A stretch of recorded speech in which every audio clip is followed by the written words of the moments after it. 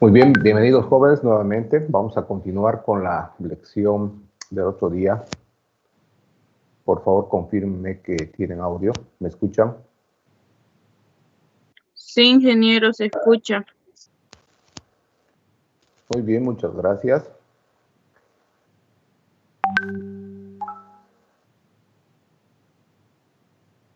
A ver, la anterior clase quedamos en este concepto de calidad total, que es el general y el que tenemos que asimilar. La calidad debe gestionarse. Tiene que comenzar desde el principio de las operaciones de la empresa, desde la selección del personal, desde el acopio de la materia prima, selección de proveedores, almacenamiento, todo el proceso productivo o los servicios que se presten, administración, finanzas, recursos humanos, logística, etcétera, etcétera, hasta ventas, distribución al cliente, servicio postventa.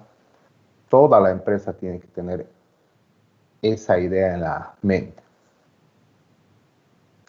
Vamos a ver ahora algunas etapas respecto a la evolución de la calidad.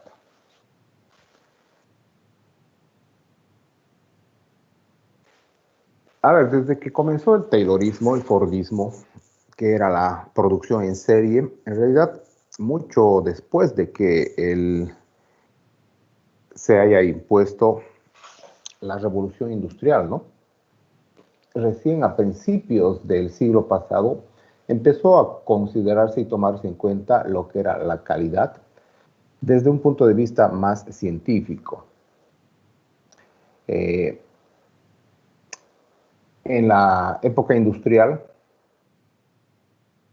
con la fabricación en serie, la calidad básicamente estaba supeditada a la inspección después de que se habían producido los elementos, los productos. ¿Qué significa? No había controles intermedios, es decir, si se había fabricado algo que ya no se le tenía que hacer nada más, pues solo simplemente se medía, se pesaba, se hacía funcionar. Y si no cumplía con las especificaciones, pues se retiraba, ¿no? Entonces, esto obviamente causaba problemas. Si es que había habido algún tipo de máquina descalibrada, algún tipo de proceso que estaba saliéndose de control, pues toda la producción incluso podría desecharse. Esta era la inspección después de la producción. Había una auditoría a los productos terminados. La orientación era al producto. A partir de los años 30, esto no tiene una fecha exacta, ¿no? Por eso hablo más por décadas, apareció la segunda etapa que era la orientación al proceso, precisamente con una persona que es Andrew Shewhart, que es el padre, considerado como el padre del control estadístico de la calidad. Él desarrolló un montón de métodos, desarrolló varias metodologías, herramientas para poder hacer un control y verificación durante el proceso de fabricación. Desde la selección de la materia prima, el tipo de proceso debería analizarse y tenía que controlarse de manera estadística, tomar muestras, sacar medidas, ver sus distribuciones, ver su comportamiento. Y vamos a ver precisamente en un capítulo algo que él creo que se denomina gráficas de control de procesos. Mediante una medición, recolección de datos, vamos viendo cómo el proceso se va comportando. Si es que tiene alguna tendencia, algún sesgo, algún problema sistemático que hay que ir controlándolo. Vamos a hacer, ha desarrollado varias cartas este maestro y son de mucha utilidad. Antiguamente se hacía manualmente, luego se utilizaban pues ya paquetes de computación, hoy en día el control automatizado nos lo presenta en una gráfica y les voy a tratar de mostrar algunos casos reales donde se lleva el control estadístico de procesos. Con base en lo que Shewhart estudió, Apareció Deming, William Deming, también que es otro de los maestros de la calidad más citados. Y desarrolló muchas cosas que Shewhart en realidad las expuso más allá del ámbito industrial. Deming es considerado uno de los impulsores, por ejemplo, para que se desarrolle esto de la gestión de calidad ISO 9001. Los que han llevado conmigo se deben acordar del ciclo PHBA, planificar, hacer, verificar, actuar. Ese ciclo en realidad lo impulsó Deming. Lo desarrolló mucho más allá de lo que estaba su ámbito en las industrias. Y prácticamente todas las empresas, sean de servicios, industrias financieras, el rubro alimenticio, lo que ustedes quieran, maneja estos conceptos. Así que hay que entender bien, si bien el control de calidad estadístico comenzó en las fábricas, en la elaboración de productos tangibles, se ha desarrollado también en otras áreas, sobre todo en servicios. Y aunque en ingeniería industrial, por ejemplo, se denomina industrial, gran parte de los procesos que ahí se enseñan, se desarrollan, se aplican a varios rubros. Posteriormente, en la década de los 50, 60, ya hubo una orientación al sistema. Acá aparece Feigenbaum e Ishikawa. Ishikawa es uno de los maestros de la calidad más conocidos. Es el impulsor también de lo que es control de calidad total. ¿Qué significa? Hay que hacer un control de calidad no solo a las áreas fabriles, sino a las áreas administrativas, de recursos humanos, logística, ventas, etc. Tiene que hacerse un control, tiene que hacerse una verificación y todos tienen que trabajar de esa manera. Por eso se ha denominado control total de la calidad en toda la empresa y se debe hacer un aseguramiento de todo el sistema precisamente. Posteriormente hay una etapa, aparece Joseph Huram, que habla sobre la aptitud para el uso, que a la anterior clase lo explicamos un poco mejor. Tiene que optimizarse el diseño, tiene que optimizarse el proceso para crear más valor. Muchas veces cuando estamos en competencia es difícil crear un nuevo proceso, ¿no? Lo que debemos hacer, sobre todo cuando tenemos un precio de mercado único para un producto, ¿no?, es optimizar el proceso existente para poder crear más valor, para poder reducir costos. Pues cuando tenemos, como hemos visto en la clase pasada, un precio de referencia, por ejemplo, para un producto, no podemos pasarnos de ese precio de referencia. Gran parte, si no es todos las convocatorias que sacan en el SICOES, por ejemplo, el Estado, tiene un precio base al cual deben ceñirse todos los proponentes. Entonces, la única manera de poder ganar sin tener pérdida, ¿no?, es decir, ganar a la licitación y al mismo tiempo generar utilidad a la empresa, es optimizar los procedimientos, los procesos, para poder generar valor, para poder tener utilidades. Acá aparece también el concepto de mejora continua. No se trata de hacer solo una cosa y una vez, sino ir mejorando. Los que han llevado la ISO 9001, ¿se acuerdan? La norma obliga a presentar evidencia de mejora continua, de que se está mejorando cada vez más.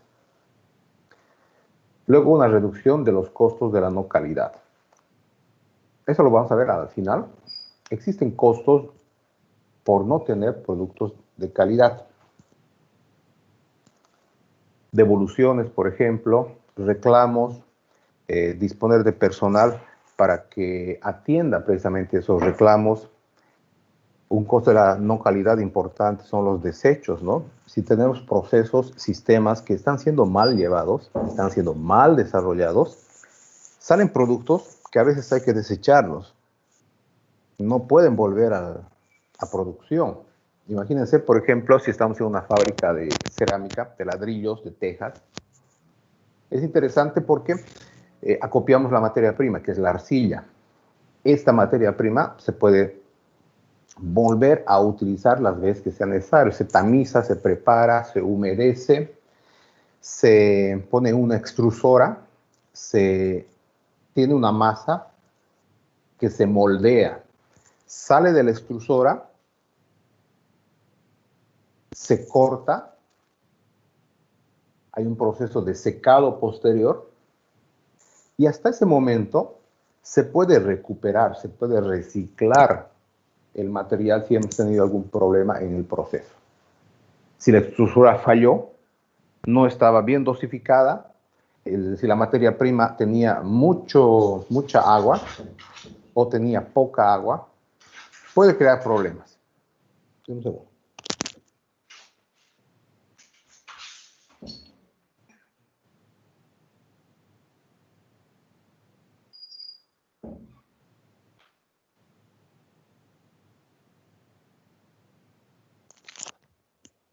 Perdón.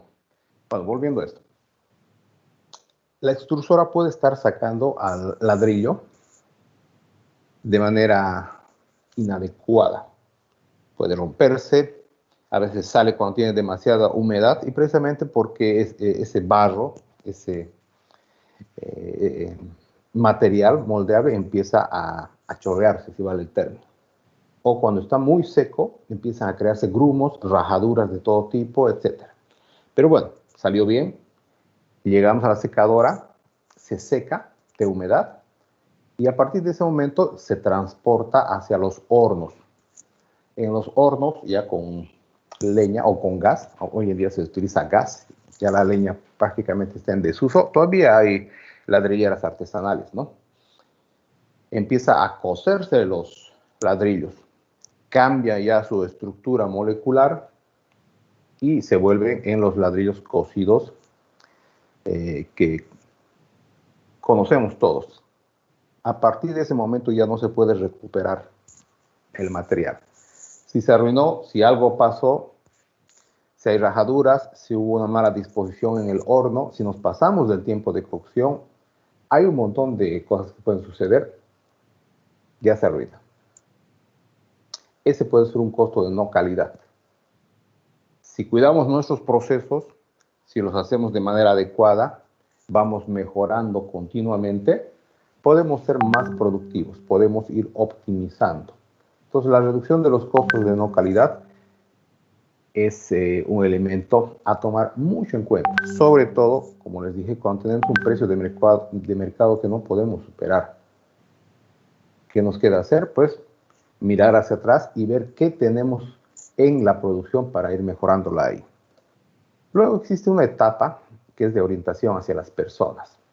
Es muy interesante porque, bueno, es fruto de las luchas sindicales y demás cosas del siglo pasado, muchos empresarios, el mismo Estado se dio cuenta de que hay que atender a la gente, es decir, las empresas, en este caso las industrias, por ejemplo,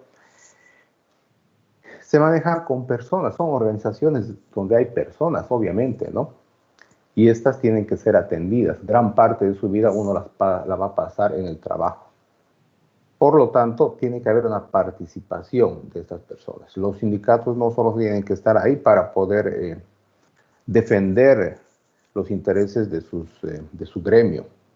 También un sistema de calidad toma en cuenta sus sugerencias, mejores condiciones de trabajo.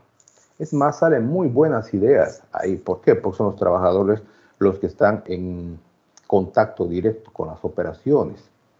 Acá es muy interesante porque se crean los círculos de calidad.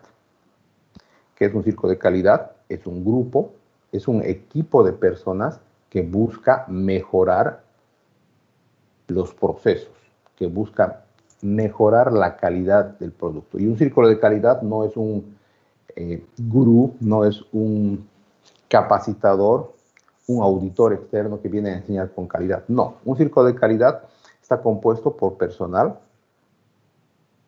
de todos los grupos jerárquicos, desde los obreros, supervisores, gerentes, se reúnen y hablan sobre lo que tienen que hacer.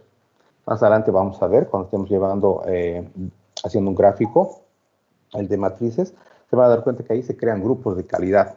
para tratar de mejorar los procedimientos y no haya una tendencia. Normalmente, a veces hay alguien que tiene más peso y lo que hace es jalar hacia su área mejores condiciones. Por ejemplo, esto ocurre mucho con los de sistemas, ¿no? Y contabilidad. Ellos son los que desarrollan muchos procesos porque se automatizan varias cosas en la empresa, pero lo jalan mucho hacia su área. Entonces todos tienen que acomodarse a lo que ellos dicen. Un círculo de calidad trata de evitar eso.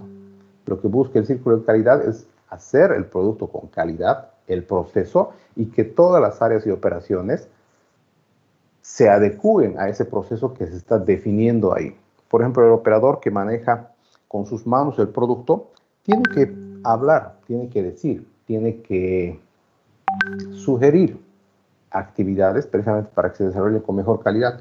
Y los otros del círculo de calidad, las otras áreas, las otras personas tienen que entender eso, tienen que participar. Normalmente el de contabilidad siempre exige que todo tenga una secuencia, tenga un respaldo de cuánto se gasta y a veces, precisamente por hacer mejor su trabajo, provoca que los procesos sean más lentos. Existen, por ejemplo, problemas con devoluciones, reposiciones y demás. Eso le causa más trabajo al de contabilidad. Así que se opone a ese tipo de cosas. Él dice, no, piensa más en las sanciones para que no se haga eso que en las acciones para corregir problemas. Por eso un círculo de calidad es muy importante que contenga a más personas y no sea un grupo el que domine. En esta etapa de orientación a las personas también hay una cosa muy importante. Nace la idea de que es importante formar a los empleados. Hoy en día todas las empresas hacen hincapié en ello. Hay que entrenar a las personas, hay que enseñarles, informarles, capacitarles, tienen que estar continuamente viendo cursos, haciendo capacitaciones dentro de la empresa, contratando a gente que venga a enseñarles, etc. Y es muy importante eso porque hay todavía una idea en algunas empresas de que si yo formo y pago un curso a mi empleado, este se va a ir a otro lado, va a pedir un mejor sueldo y lo único que hago es perder plata. Entonces, ¿qué pasa? Si se va a capacitar, si va a aprender, que lo haga con su dinero. Si lo hace de esta manera, efectivamente se va a ir a otro lado. Ha quedado demostrado que en una empresa donde se capacita a los trabajadores, estos tienden a quedarse en la empresa. Es más normal que eso suceda, así que hay que ir cambiando esa forma de pensar. Redunda en la calidad del producto y del servicio. Entonces, no sé si alguno de ustedes ya trabaja o ha trabajado en alguna empresa. Cuanto más piensa en calidad la empresa, se van a dar cuenta que sus trabajadores, su personal, está siendo capacitado en varias áreas. Por ejemplo, en esta época de pandemia, ¿no? ¿Qué pasa? Han tenido que recibir capacitación sobre cuidados precisamente sobre protección biológica, ¿no? Todos. Entonces hay que pensar en alguna manera de desarrollar nuestras actividades teniendo en cuenta las restricciones que nos han sido impuestas, por ejemplo, ¿no? ¿Qué pasa? Capacitaciones, entrenamientos, cosas que no sabían antes, ahora las sabemos. Como les dije, he trabajado en el rubro petrolero y ahí se utiliza muchísimo eso para poder habilitar a la gente que trabaja en planta, que trabaja haciendo construcción, que trabaja en varios ámbitos. Los controles y las auditorías exigen mostrar certificados, por ejemplo, de cursos que uno necesita pasar para ciertas cosas. Por ejemplo, si uno va a ser encargado de seguridad, necesita haber pasado o tener entrenamiento en esa área mediante certificados. A veces no han pasado cursos, entonces, ¿qué hace la empresa? Contrata a alguien o alguien de la empresa también sabe, desarrolla una capacitación, se toman fotografías, se toman listas y se muestra evidencia de que se está formando y capacitando a los empleados. Posteriormente existe una etapa de orientación al costo. ¿Qué significa? Hay que reducir los costos. Para ello se hacen pruebas piloto, diseño de experimentos, se trabaja mucho en laboratorio. ¿Para qué? Para no entrar a producción sin antes saber que lo que vamos a fabricar o vamos a desarrollar va a hacerse de manera correcta. También hay una función de pérdidas. ¿Qué significa eso? En un rubro puede haber varios competidores. Y normalmente hay uno que es el que domina el mercado. O es la empresa que tiene más clientes. Si se hace un análisis de qué es lo que pasa, normalmente se llega a identificar que trabaja minimizando sus pérdidas, minimizando sus costos. Así que todo aquello que nos ahorremos en costo es una ganancia, es un ingreso. A eso se refiere. Posteriormente existe una etapa de orientación cultural. Hay un cambio en la organización, que significa que las organizaciones tienen que moverse con una filosofía, tienen que tener políticas de calidad. Eso se lleva en gestión de calidad, 1, para los de competencias, 2, para los de objetivos. Se redactan políticas de calidad, se tiene una cultura organizacional que todos deben cumplir. Hay innovaciones de diseño organizativo, que significa, dependiendo del rubro, podemos manejarnos de una u otra manera en el tema organizativo. Por ejemplo, la tecnología ha llegado y ahora se ve con más énfasis el teletrabajo. ¿Qué significa? Hay personas que pueden trabajar mejor desde sus casas. ¿Por qué? Porque está el internet, están las comunicaciones, un montón de cosas. Hay empresas que están empezando a optar de esa forma.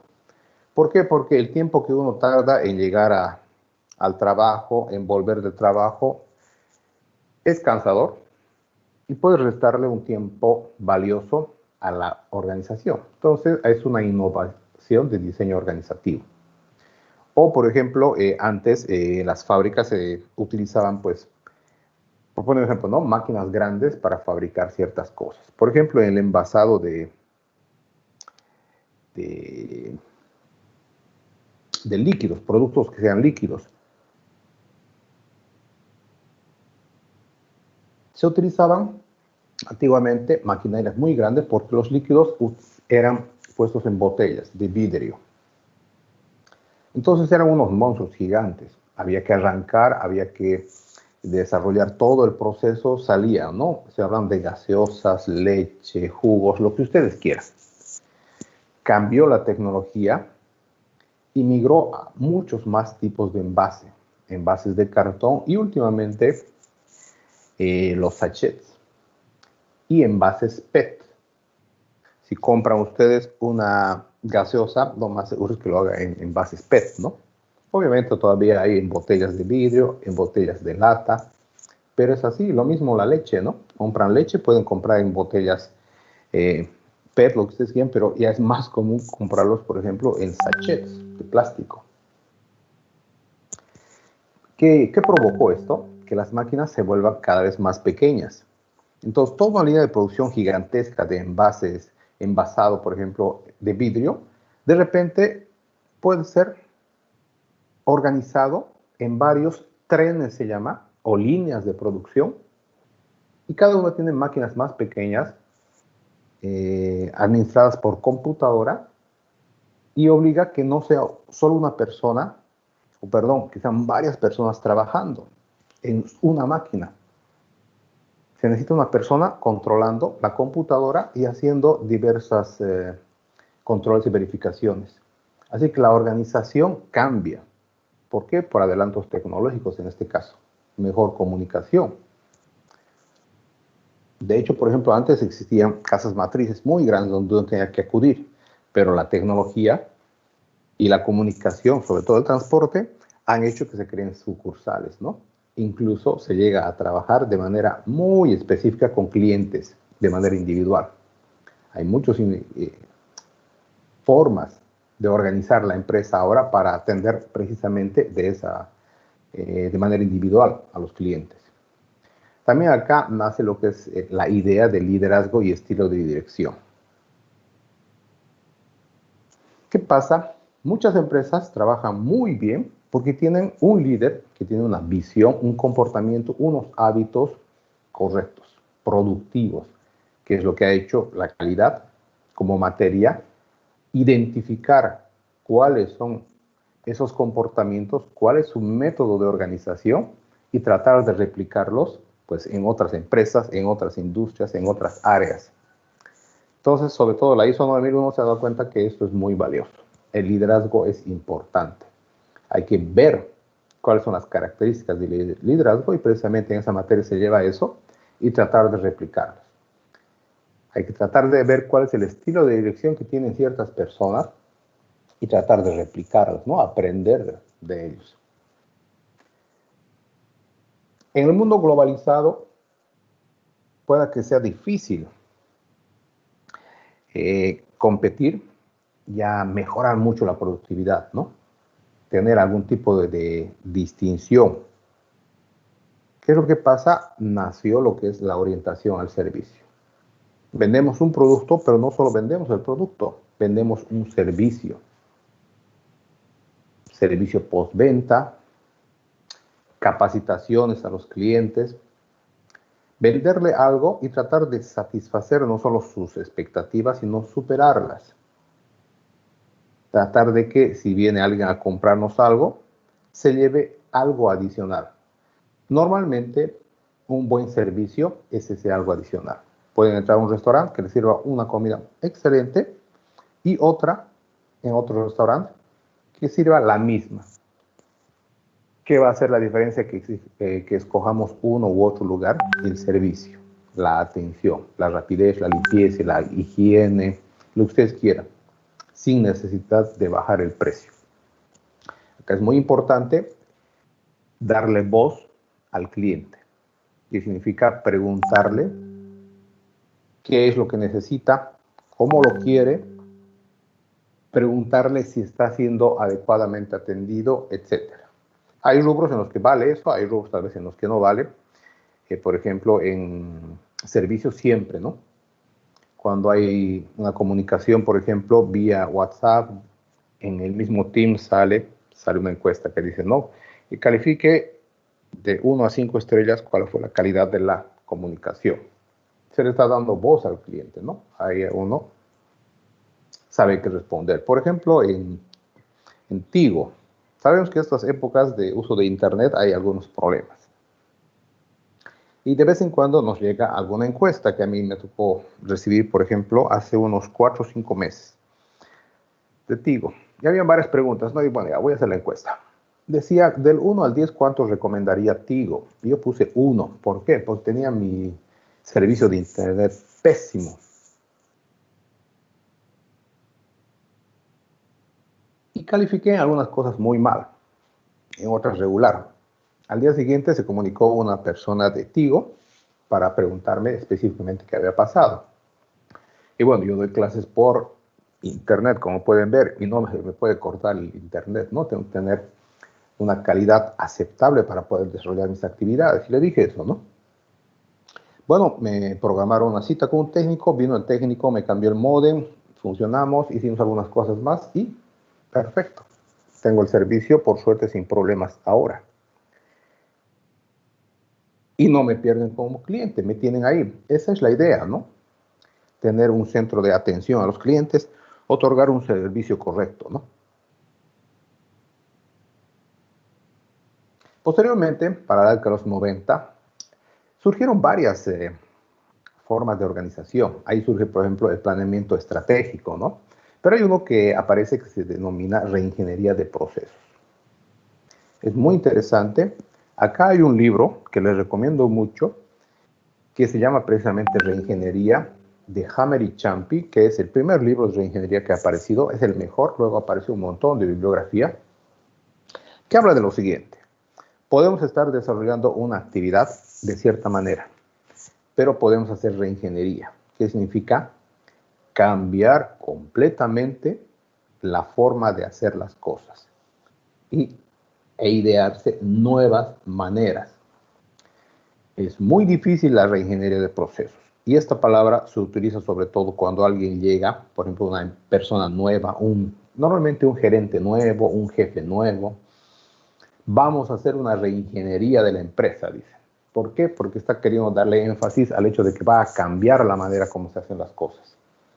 La reingeniería de procesos es muy difícil y no siempre llega a buen puerto. ¿Por qué? Porque si vamos a hacer las cosas, vamos a sacar el mismo producto, pero de una forma totalmente distinta, es complicado si se dan cuenta.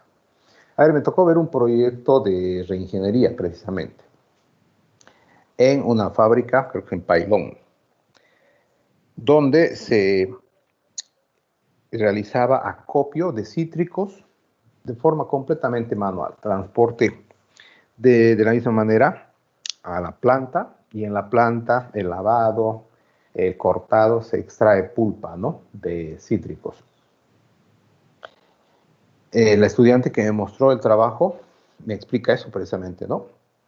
Se maneja de manera manual con todos los operarios, todos los procesos, pero se está tecnificando, se está poniendo muchísimos equipos, se está utilizando tecnología nueva, pero no se quiere cambiar al personal. ¿Qué se está haciendo? Se está capacitando, se los está entrenando, tienen que aprender a trabajar con muchas cosas. Así que se va a sacar pulpa de cítricos, pero se están cambiando los procesos de cómo se hace. Y llega maquinaria nueva, entonces uno ya no tiene que cortar manualmente, hacer verificaciones manuales, no. Ahí está la máquina, hay que aprender a utilizarla, la máquina lo va a hacer de cierta manera. Entonces es un proceso totalmente distinto para seguir sacando lo mismo, ¿no? Pulpa de cítricos. Pero es complicado, es difícil, y precisamente me ha preparado un trabajo final, un procedimiento de extracción de pulpa mecanizado.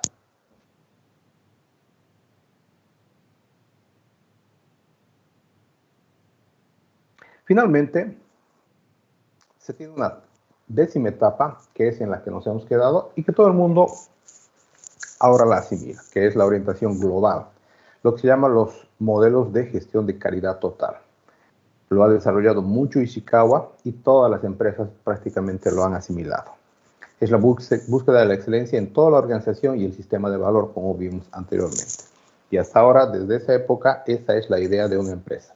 Tiene que haber calidad total, calidad en todos los ámbitos y áreas de la empresa.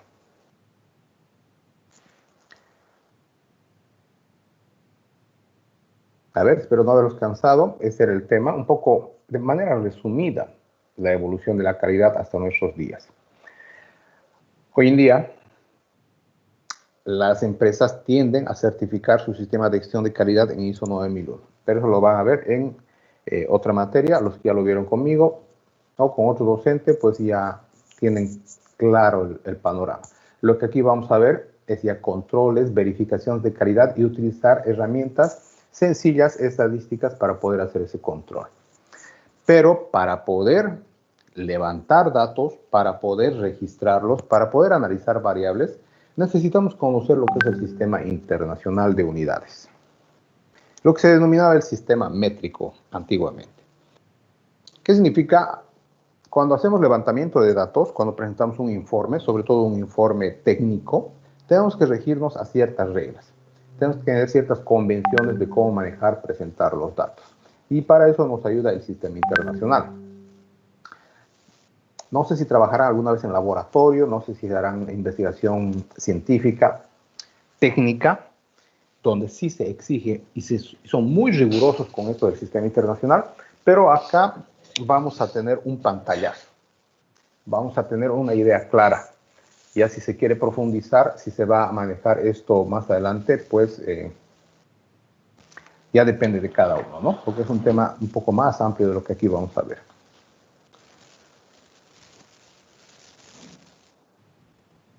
A ver, jóvenes, una consulta quiero hacerles. No sé si todos están en el grupo de WhatsApp. ¿Hay alguien en el grupo de WhatsApp o haya tenido algún problema con las plataformas?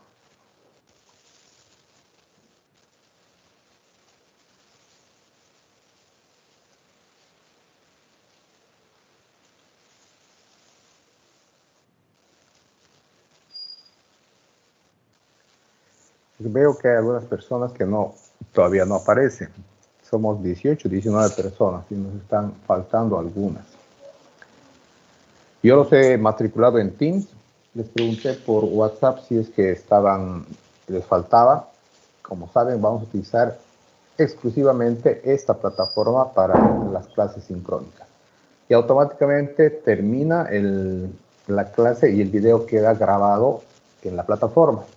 Así que pueden consultarlo. Ayer preguntaban dónde veo los videos algunos estudiantes. Precisamente aquí en la plataforma. Se han ingresado, se han debido dar cuenta que está acá, ¿no? A ver, quiero mostrarles, por favor, esto.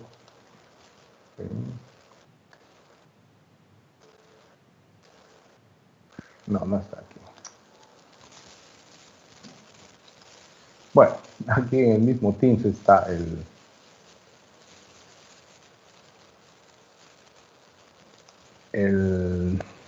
los videos, ¿no? Los puedes revisar una y otra vez.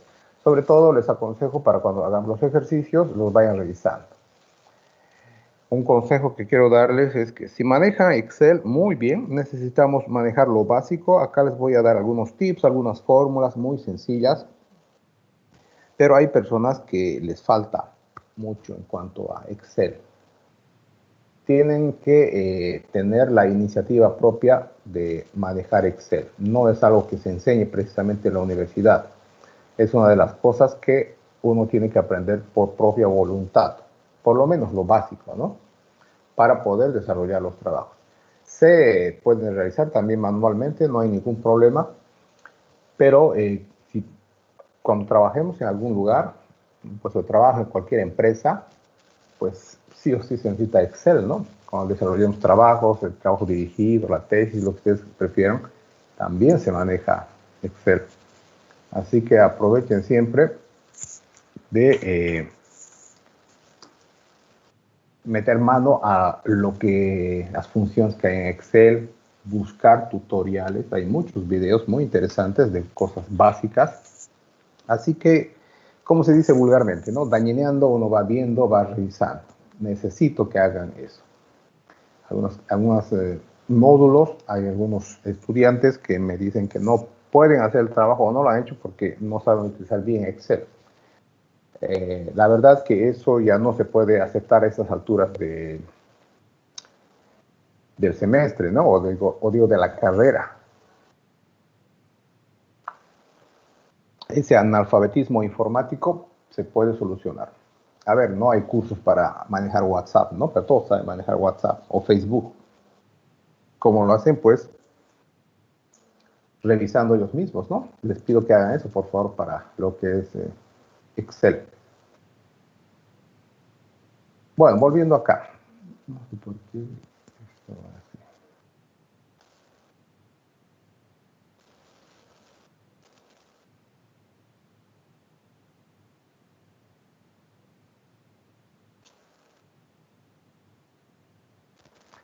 ¿Qué es el Sistema Internacional de Unidades? Bueno, se lo conoce normalmente como SI, ¿no? Antes era sistema métrico, varias cosas. Hoy en día es SI, Sistema Internacional. Fue establecido hacía tiempo en la 11ª Conferencia General de Pesas y Medidas en 1960. Es un sistema métrico de medición fundamentado en 7 magnitudes básicas. ¿Cuáles son esas magnitudes? Longitud, masa, tiempo, intensidad de corriente eléctrica, temperatura, termodinámica, cantidad de sustancia e intensidad luminosa. En ingeniería se utiliza en medición, en la colección de datos de variables, algún tipo de magnitud, unidad que se refiere a este tipo de cosas. Cuando hacemos control de calidad, sobre todo en laboratorio, se utilizan unidades correctas, ¿no? Y vamos a ver que existen muchas más unidades a partir de estas, que son las básicas. Estas magnitudes, que son 7, se consideran independientes por convención y tienen sus unidades básicas correspondientes. De longitud, por ejemplo, ahí existe el metro, de masa, el gramo, de tiempo, el segundo, etcétera, etcétera. ¿Cuál es el propósito del sistema internacional? Pues proporcionar a la comunidad científica mundial, en realidad a todo el que quiera hacer mediciones, un sistema de unidades sencilla. Y tratar de promulgar una unificación, un solo sistema para cuantificar.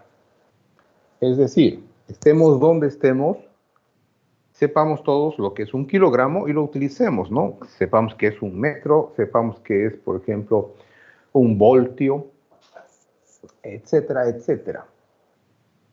El mundo es muy complejo y en varios sitios se han desarrollado diferentes unidades, dependiendo del área. Entonces, tratar de unificarlos siempre ha sido un problema, hasta que todos se han puesto de acuerdo y se ha desarrollado el sistema internacional. Vamos a ver más adelante, hay otro sistema que se utiliza mucho en el mundo. ¿Alguien sabe cuál es ese sistema? El sistema inglés. Exacto, muy bien. De hecho, el sistema inglés se maneja muchísimo, más por una imposición. ¿Por qué? El sistema inglés obviamente ha nacido en Inglaterra. Inglaterra ha sido por antonomasia el país que más se ha desarrollado, por ejemplo, su flota naval. Ha llegado a todos los rincones, ha tenido muchas colonias y ha impuesto varias de las cosas que se manejan en el mundo, aparte del idioma inglés, ¿no? El sistema inglés.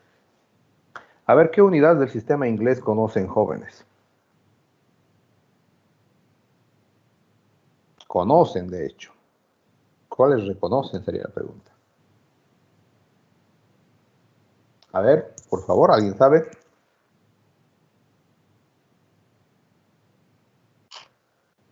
El pie, en longitud. Muy bien. En longitud del pie, ¿no? Que es 30.48 centímetros, creo, ¿no? A ver, otra Después en medida. masa, la libra. Exactamente. La libra, que no es medio kilo como en el mercado algunos piensan, ¿no? Ahorita vamos a ver eso un poco más adelante. ¿Algún otro? Si no me equivoco, en tema de tiempo, el minuto ya no sería el segundo. No, eso ha sido, ese es parte del sistema internacional. Ahí sí no hay cambios, ¿no? En el tiempo, básicamente todos utilizan el mismo. Las distancias en que se miden.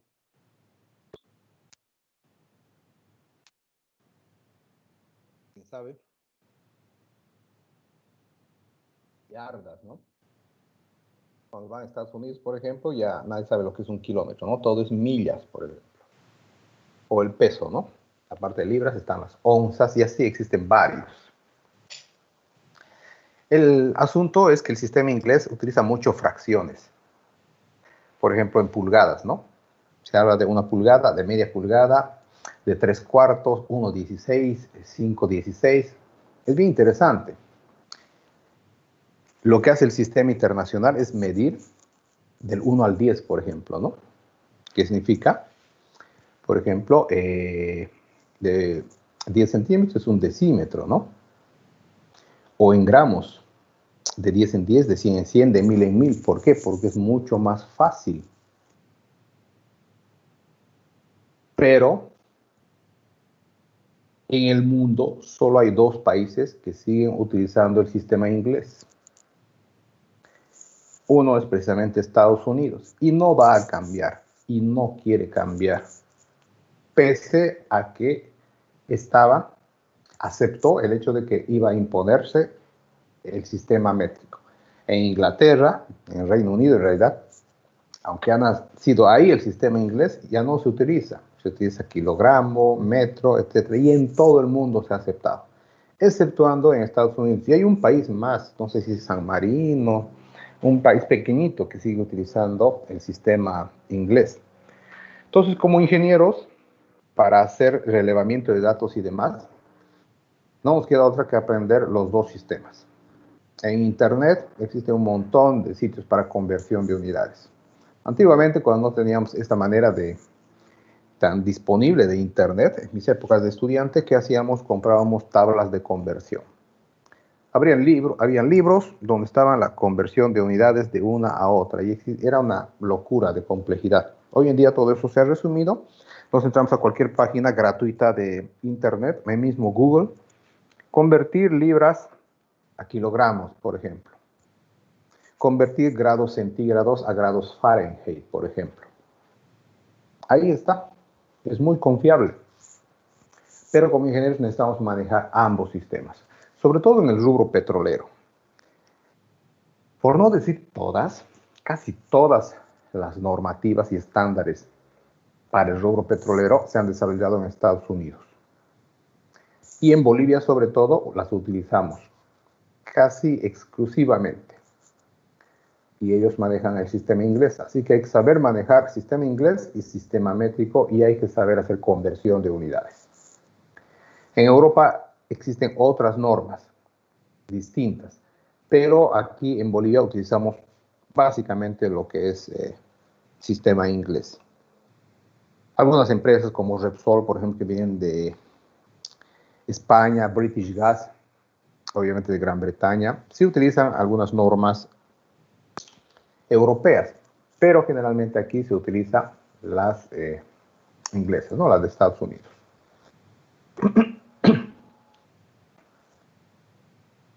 Estas son las unidades básicas del sistema internacional.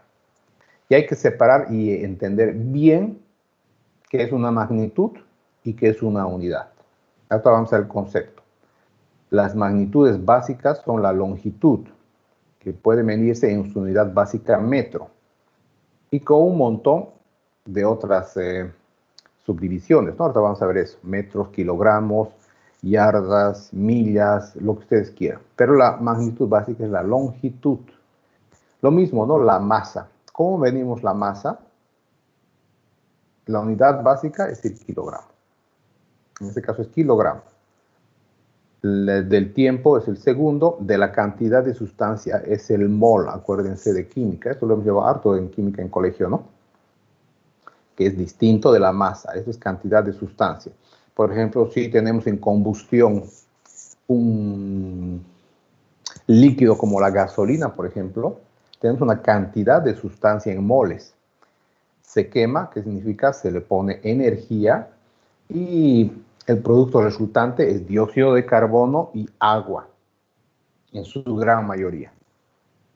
Así que lo que se combustiona, la cantidad de sustancia que se tiene al lado izquierdo, por ejemplo, de la ecuación, tiene que ser igual a la cantidad de sustancia que se genera o se transforma. Puede que la masa sea distinta, pero la cantidad de sustancia tiene que ser la correcta, ¿no? La temperatura dinámica, que en este caso utiliza el grado Kelvin. Corriente eléctrica, el amperio, y la intensidad luminosa, la candela. Aquí vamos a ver el anexo 1. Déjenme ver si puedo compartirlo.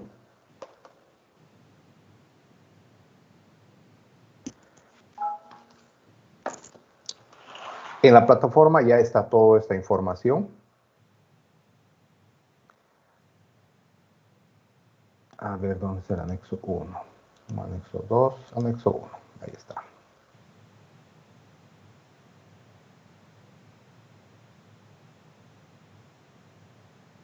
Muy bien, estoy compartiendo el anexo 1.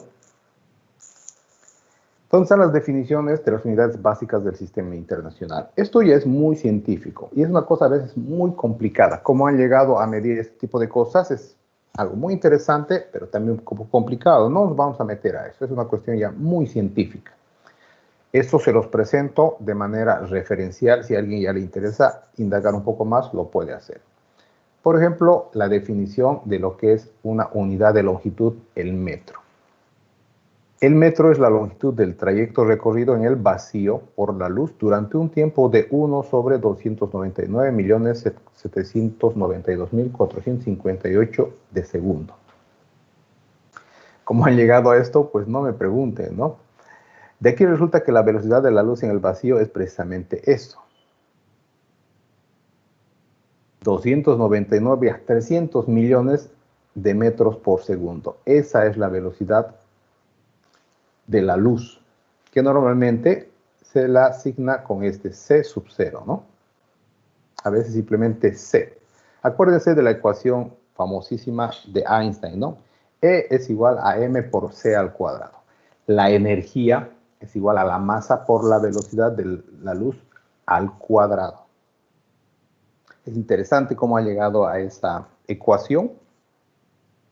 pero fue la base también para la bomba atómica, ¿no?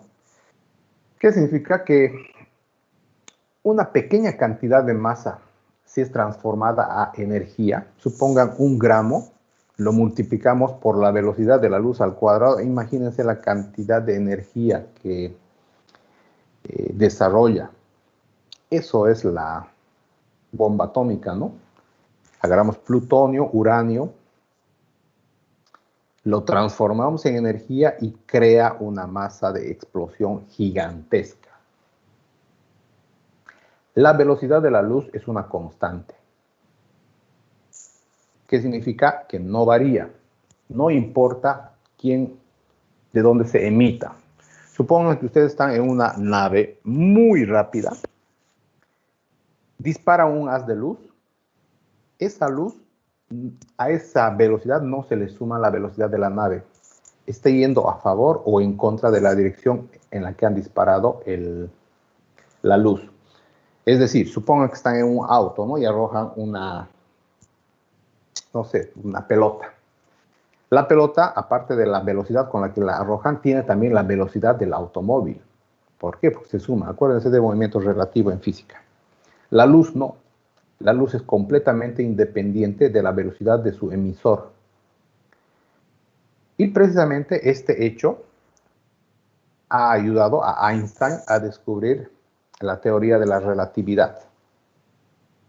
¿Qué significa? Si la luz es constante, por ejemplo, la luz que viene de una estrella pasa cerca del Sol y llega a la Tierra, se curva porque la gravitación del Sol la atrae. Entonces la luz no es recta cuando está cerca de una masa muy grande. En esto de los agujeros negros deben ver. El agujero negro no se puede ver. ¿Cómo sabemos que existe? Porque distorsiona la luz que pasa por su cercanía. Si está muy cerca, la atrapa. Si no está muy cerca, la distorsiona. Entonces, ¿qué pasa? La luz recorre una distancia mucho más larga de un arco para poder llegar a nuestros ojos, para que lo percibamos. Pero como la velocidad de la luz es constante, si recorre mayor distancia, significa que el tiempo es variable. De ahí viene la genialidad de Einstein de descubrir la teoría de la relatividad. La velocidad de la luz es constante, lo que varía es el tiempo. Entonces, él lo descubrió, lo demostró matemáticamente, casi nadie lo entendía, hasta que hubo un eclipse. ¿Por qué? Porque si queremos ver las estrellas que están detrás del Sol, necesitamos algo que tape el Sol para poder verlas. Y eso ocurre en un eclipse. Viene la luna, tapa al Sol y podemos ver las estrellas que están detrás del Sol. Medimos esas distancias de estrellas a estrellas, pasa el eclipse, se mueve la Tierra y vamos viendo cómo se ha distorsionado esas distancias de la luz que nos está llegando a las estrellas. Es ahí donde se volvió una celebridad porque se demostró científicamente de que era precisamente eso lo que sucedía. Vivimos en un tiempo, espacio-tiempo se denomina, que no es lo mismo, ¿no? Cuanto más nos acercamos a la velocidad de la luz, el tiempo transcurre más lentamente para lo que está viajando a esa velocidad. Pero es un tema un poquito más complejo. Si es que a alguien le interesa, hay un montón de videos interesantes como descubrir. En todo caso, esta es la unidad de la longitud de 1 metro. La unidad de masa, kilogramo, es igual a la masa del prototipo internacional del kilogramo. ¿Y qué es el prototipo internacional? Es un patrón. Es una materia. Es una cosa, no sé cómo denominarle, fabricado de platino iridiado. ¿Por qué platino iridiado? Porque tiene que evitarse perder masa.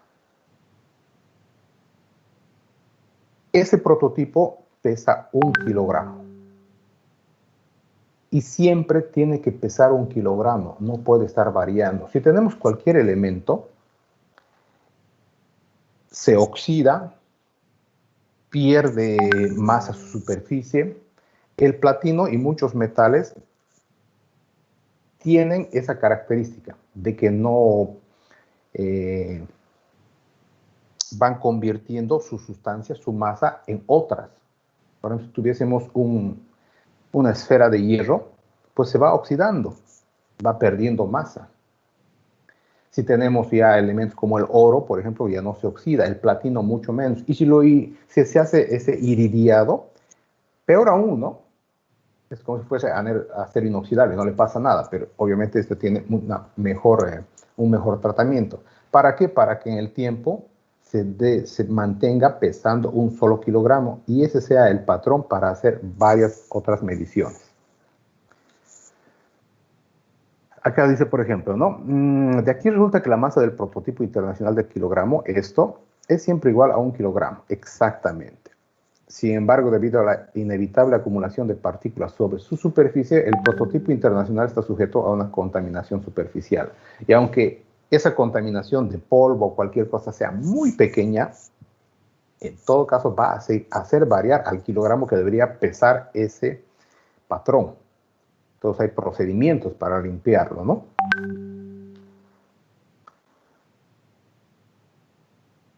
La unidad del tiempo es todavía un poco más complicado. El segundo es la duración de 9.192.631.770 periodos de la radiación correspondiente a la transición entre dos niveles hiperfinos del estado fundamental del átomo de cesio-133. ¿Cómo han hecho esa medición? La verdad no la sé. Algún día tengo que averiguar. Pero acuérdense, en química existen estados de varios átomos. Por ejemplo, el cesio-133, ¿no? Tiene una estructura atómica. Entonces, puede aceptar o emitir electrones, por ejemplo. Entonces, en las capas exteriores es donde ocurre ese tipo de transición.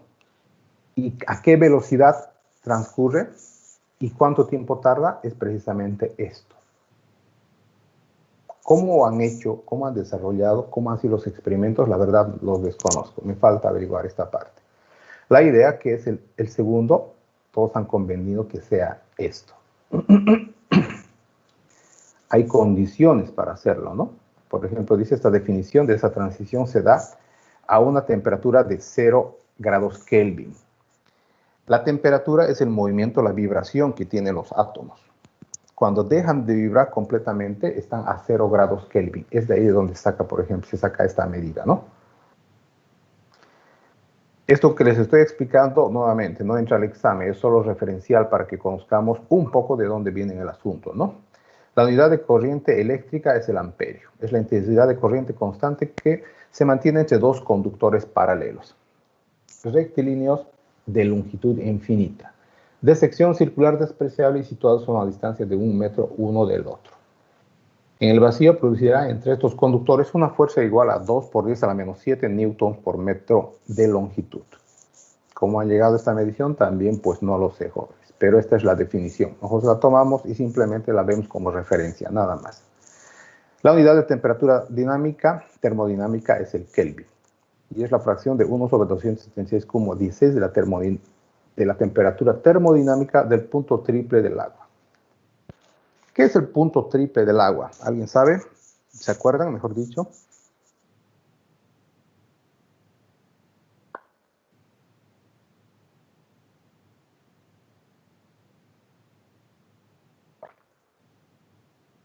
¿Nadie, jóvenes?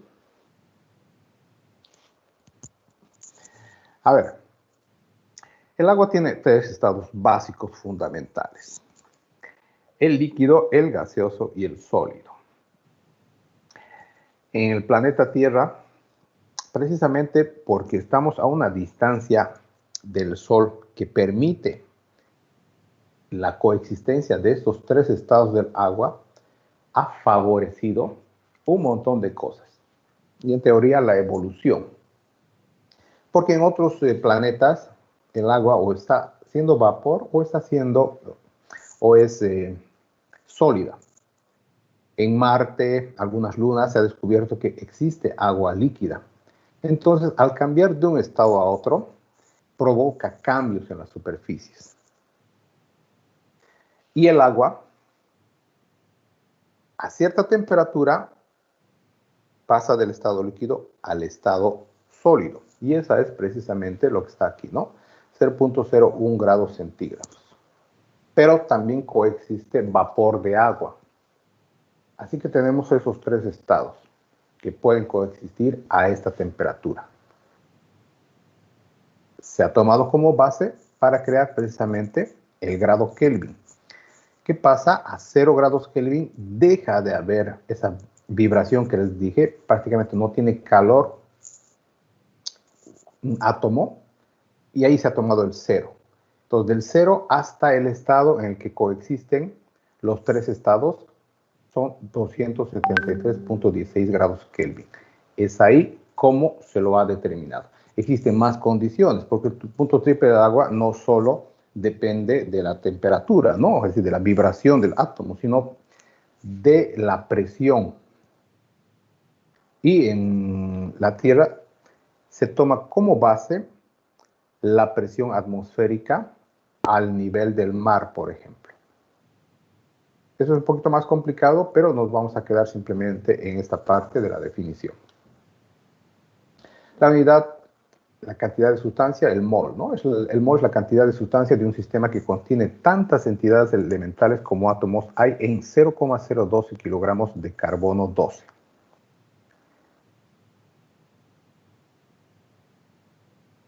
Esto es mucho más complicado. Cómo se determina, no vamos a entrar a ese detalle. Simplemente vamos acá a leer su definición. Y lo mismo con intensidad luminosa, ¿no? Que es la candela.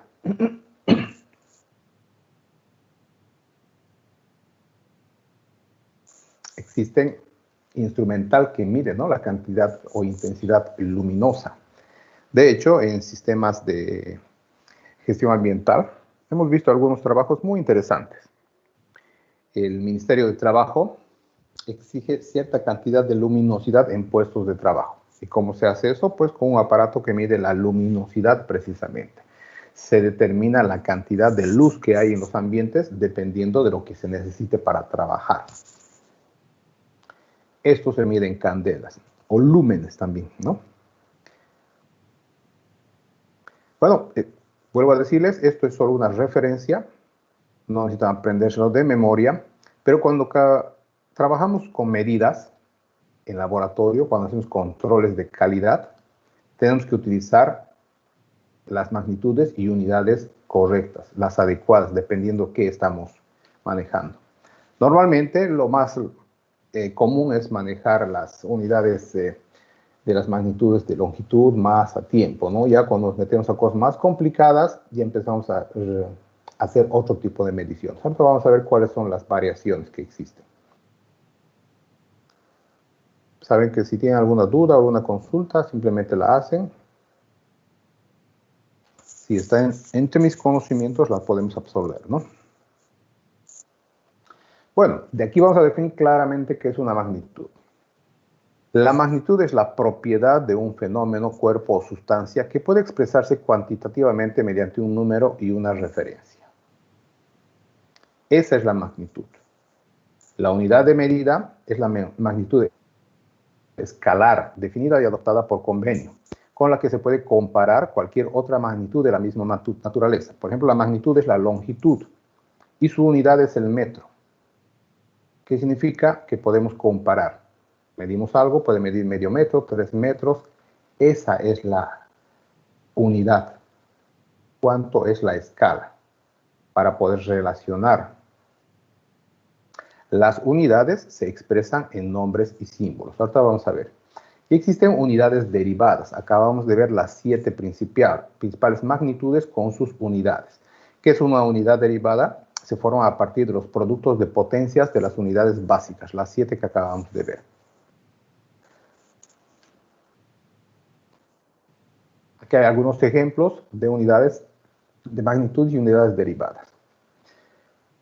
Sabemos que la magnitud, la longitud es la básica, pero aparecen magnitudes derivadas de esa. ¿Cuál es el área, por ejemplo, ¿no? ¿Qué es un área? Ya es la superficie.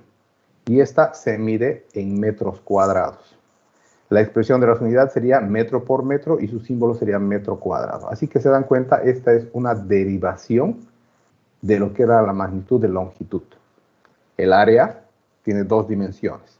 Podemos medir en eje X y en el eje Y. En cada uno de ellos su unidad es metro. Por lo tanto, la unidad del área va a ser metro por metro, metro cuadrado. Podemos ir más a aumentarle un tercer eje, que sale el volumen, un eje Z. Entonces ya la unidad derivada para el volumen es el metro cúbico, que significa metro por metro y obviamente metro al cubo, ¿no? El volumen tiene otras unidades. El litro, por ejemplo. Pero eso lo vamos a ver más adelante. En teoría, formalmente, así deberíamos manejar el volumen, ¿no? Las unidades del volumen. ¿Qué es la velocidad? Aquí hay una combinación. ¿Cuántos metros por segundo, por ejemplo, se recorre? Es una unidad derivada para la velocidad. ¿Cómo lo expresamos? Metros dividido en segundo. Por más que digamos por segundo, así es como se maneja, ¿no? Vamos más adelante. Por ejemplo, antes de entrar a la fuerza, ¿qué es la aceleración? ¿Cuánto va aumentando la velocidad por segundo? Entonces, la aceleración es metro por segundo, o sea, metro por segundo al cuadrado. Acuérdense de física, esa es la aceleración. Si aceleramos una masa, obtenemos lo que es la fuerza. La masa está en kilogramos, ¿no? Entonces, ¿cuánto aceleramos un kilogramo? A eso se le denomina newton. Kilogramo por metro sobre segundo al cuadrado y su símbolo es N. Por ejemplo, la presión. ¿Cuál es la masa que se tiene por superficie? A eso le denominamos el pascal. Hay un montón de unidades de presión. No solo está el pascal, están los bares, kilogramos fuerza, PSI. ¿Alguien sabe lo que es PSI? Es una unidad muy conocida para presión, jóvenes ingenieros. ¿Nadie?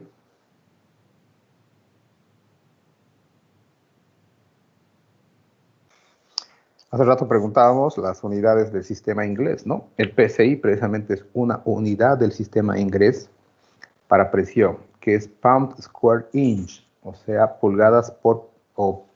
libras por pulgada cuadrada. Pero aquí, como estamos viendo el sistema internacional, aquí lo vemos por kilogramo en pascales, perdón. Hay milímetros de mercurio, milímetros de agua, pulgadas de mercurio, pulgadas de agua, lo que ustedes quieran. Hay un montón de unidades para presión. Y hay que saber utilizarlas.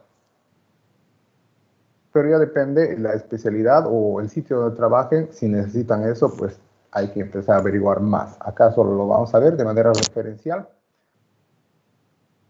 para poder entender lo que vamos a hacer posteriormente. El trabajo es el joule. La densidad de masa, por ejemplo, tenemos kilogramos por metro cúbico o gramos por centímetro cúbico también se utiliza. La frecuencia es el hercio, ¿no? Es 1 sobre segundo, hercios. Es la distancia entre picos o valles de una onda, por ejemplo. Y así existen un montón de unidades derivadas. Tenemos 7 básicas y de esas 7 básicas se generan muchísimas más. Dependiendo de la medición que estemos haciendo, vamos a utilizar una u otra y además tenemos que identificar en qué sistema estamos. Lo que deberíamos hacer es utilizar el sistema internacional básicamente, pero también tenemos que conocer otras unidades, sobre todo del sistema inglés.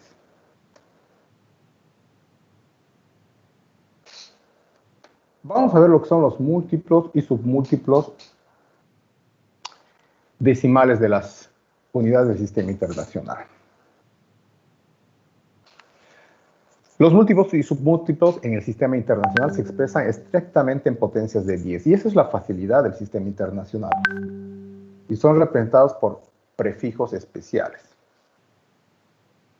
En el anexo 2 esto, que también está en la plataforma ya para que lo revisen. Ahí está el anexo 2, lo comparto enseguida.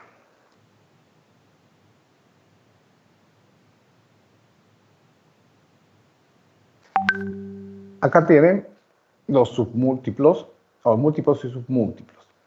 Es algo sencillo, ya lo hemos visto en alguna parte. Es lo siguiente.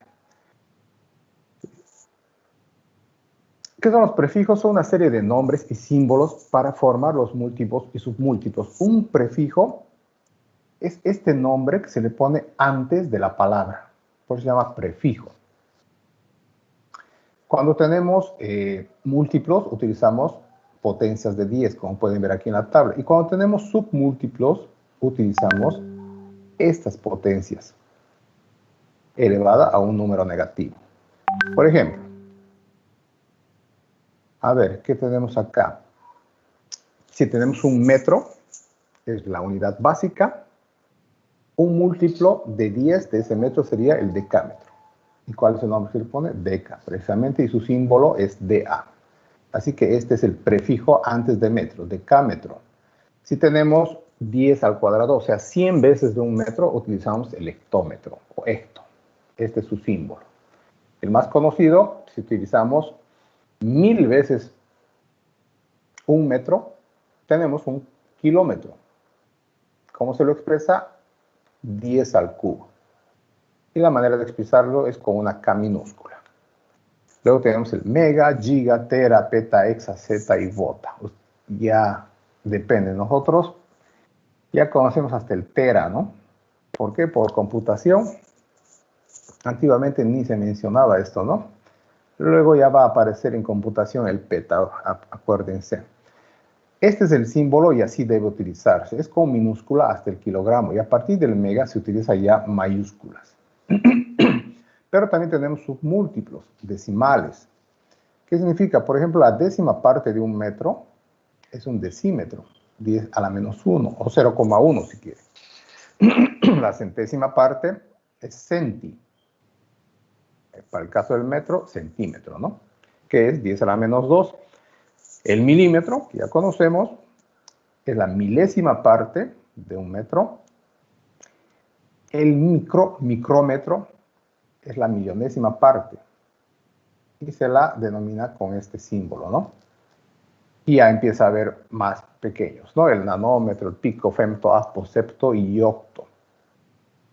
Estos son los submúltiplos, múltiplos y submúltiplos para las diferentes unidades. Los símbolos de los prefijos se escriben en caracteres romanos rectos, como pueden ver acá, no inclinados, ¿no? Como los símbolos de las unidades, independientemente del tipo de letra del texto adyacente. Y se unen a los símbolos de la unidad sin dejar espacio entre prefijo y unidad. ¿Qué significa eso? Si vamos a utilizar, por ejemplo, metro, utilizamos decámetro. Kilómetro, todo junto y forma una sola palabra. No podemos ser kilómetro o kilo separado gramo. Lo mismo, ¿no? Milímetro, por ejemplo, tiene que estar junto, no puede estar separado. Es una regla muy importante. Aquí ustedes ya lo leen con detalle, cómo debe manejarse. Aquí es importante decir lo siguiente. El grupo formado por un símbolo de prefijo y un símbolo de unidad constituye un nuevo símbolo de unidad inseparable. Fíjense aquí los ejemplos. Por ejemplo, 2.3 centímetros cúbicos. Se puede escribir de todas estas formas. Es equivalente. Y de hecho, en el examen les vamos a poner esto, ¿no? Por ejemplo, escriba 0,3 centímetros cúbicos en metros cúbicos. ¿Cómo tenemos que hacer? Ya aprendido ustedes a hacer conversiones. Acá tienen sus unidades o su factor de conversión y tienen que saber escribir. 2.3 centímetros cúbicos se puede escribir así también, 2.3 centímetros y esto al cubo. O, ¿cuánto es un centímetro cúbico? Es 10 a la menos 2, ¿no? Aquí está. Que significa 2.3 por 10 a la menos 2 metros. Y esto es al cubo. O 2.3 por 10 a la menos 6. ¿Por qué? Porque aquí estamos multiplicando 3 por 2 da menos 6. Acuérdense de álgebra, eso ya no lo vamos a revisar nosotros, por metros cúbicos. Así que tenemos que saber cómo hacer conversiones. Es un tema muy importante en control de calidad. Control de calidad no significa solo ir a ver si están bien o mal las cosas. No, es levantar datos. Es hacer mediciones. Y tenemos que saber utilizar las unidades correspondientes y escribirlas de manera correcta. Porque si nos equivocamos en un número, nos equivocamos en una unidad, nos equivocamos en una potencia, el error puede ser muy complicado, puede ser garrafal. Podemos hacer explotar cosas, perder vidas, mandar en otra dirección las cosas. Es complicadísimo esto, si se comete un error. Así que como control de calidad tenemos que saber dominar las conversiones.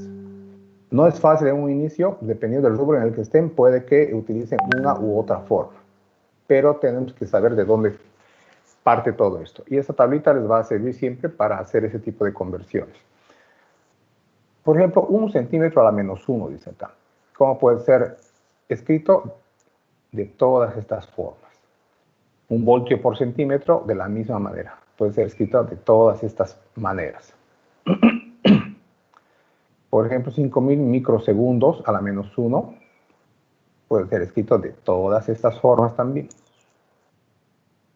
Aquí están los ejemplos. ¿Cómo se ha llegado a esto? Ya corresponde a ustedes revisarlos. Y en el examen les voy a poner, ¿no? Les voy a poner una unidad, una magnitud, mejor dicho, con sus unidades. Les voy a decir, escríbalo en tales unidades. Por ejemplo, 5 por 10 a la -1 microsegundos, convertirlos a tal. Entonces, ustedes ya verán cómo lo convierten.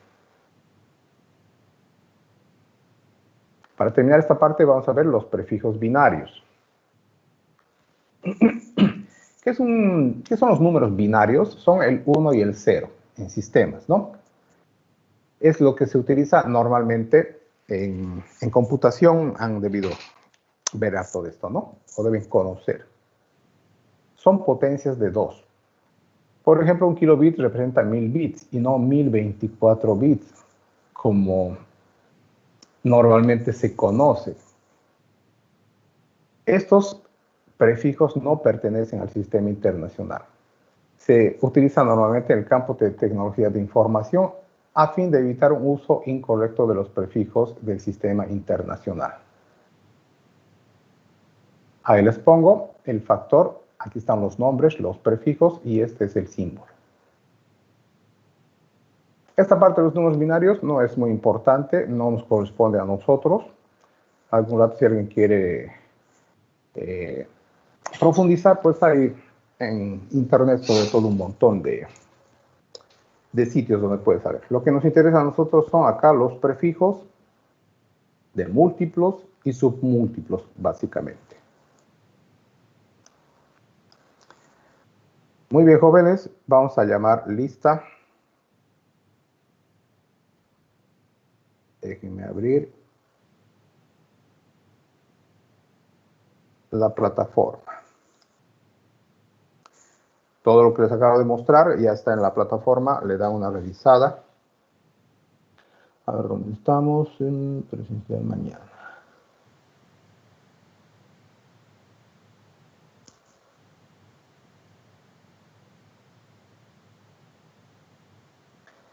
Si alguien no menciona la lista, me tiene que avisar. En teoría somos 18 estudiantes. Hoy es jueves 19 y atentos con sus micrófonos, por favor, jóvenes. Yo, Inge, me inscribí recién ayer. ¿Ya? ¿Quién me está hablando? Perdón. Itamar Franco Quispe Segovia. A ver, Itamar, vamos a ver si estás acá en la lista. Itamar Franco. Sí, estás acá en la lista. Ya estás en todo, en realidad. Creo que no vamos a tener problemas. Ya estás en WhatsApp, estás en Teams y estás ya en Mood. Ya, gracias, Inge. Ángel Aguilar. Presente. Pablo Árabe.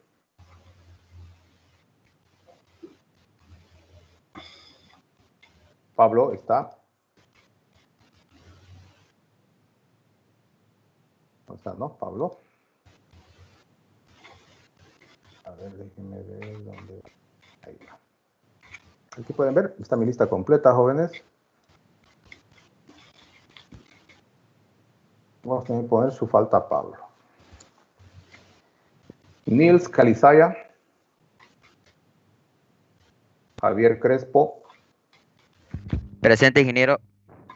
Jessica Gareca, Presente, ingeniero. Alejandro González, Presente, ingeniero. Licedo Honor, Presente, ingeniero. Ana Paola Lira, Presente, ingeniero. Yesmilín Martínez,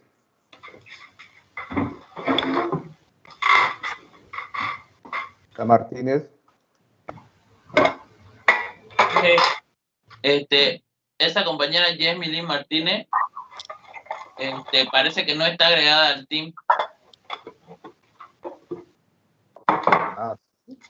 a ver, déjenme revisar, por favor. Mostrar equipo.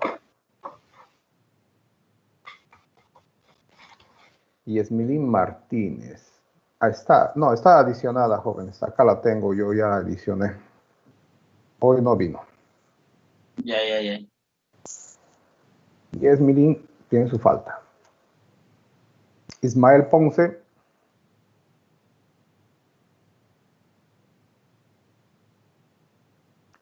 Ismael Ponce tampoco está. Acá lo tengo en lista, pero creo que no está presente, ¿no? Ya les he dicho, jóvenes, no solo se trata de conectarse, se trata de estar en clases presentes, ¿no? No les voy a obligar a que prendan su cámara, pero tienen que estar acá. Itamar Franco. Presente, Inge. Vanessa Ríos. Presente, Inge. Javier Salvatierra.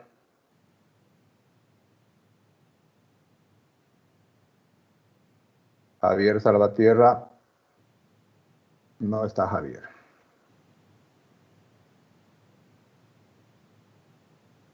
María Taborga. Presente, ingeniero. Eric Baca. Presente, ingeniero. Carla Vargas.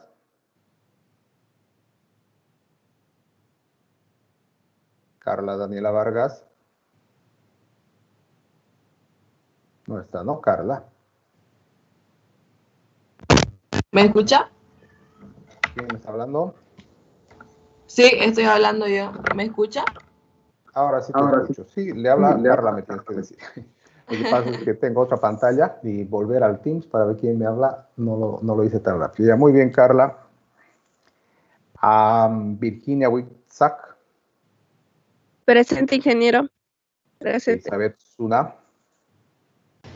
Presente. Muy bien, jóvenes. Muchas gracias por su presencia. Nos vemos el día sábado. Hola. Que les vaya muy bien. Hola, ¿me escucha?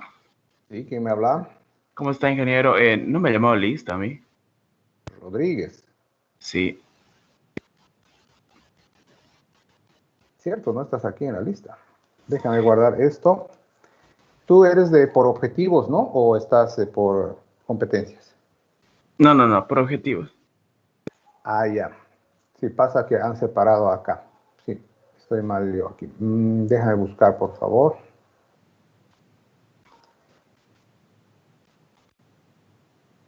Magia, pues. Está.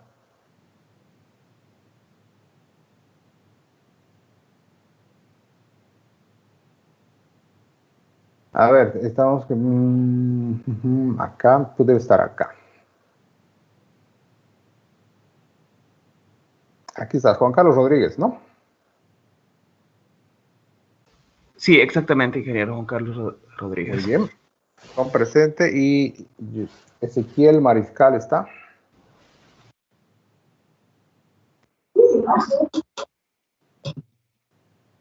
No está Mariscal.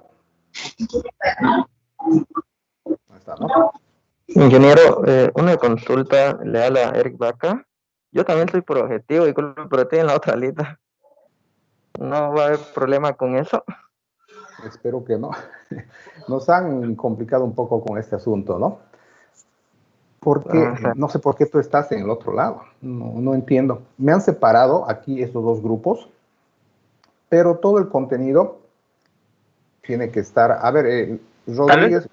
Tal vez es por la carrera, ingeniero, porque yo estoy en comercial y creo que la mayoría es de de otras carreras de ingeniería. Ah, ya. Entonces es eso, sí, precisamente debe ser eso. Bueno, pero nos han complicado. Lo que quiero que me digas es, Juan Carlos,